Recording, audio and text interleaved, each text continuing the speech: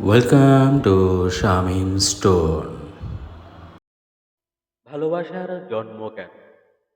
লোকে বলে ভালোবাসার মধ্যে নাকি কারো খামতি থাকলে সেই ভালোবাসা মজবুত হয় না আর বেশি দিন টিকে থাকে না। আমার ভালোবাসায় তো কোনো কমতি ছিল না, ছিল না মনের ভেতরে ঘৃণার কোনো অংশ। তবে আমার ভালোবাসার গল্পটার ইতি ঘটল কেন? আজ ১৬ বছর, ১৬ বছর তার প্রতি আমার ভালোবাসা আজও বিদ্যমান রয়েছে। সে তো অন্যের হয়ে গেল, কিন্তু আমি তো ১৬ বছর যাবৎ পুষে রেখেছি আমার ভালোবাসা মহামানবীর জন্য। আমার ভালোবাসা পুরো ১৬ আনা খাঁটি ছিল, কমতি নেই এতে।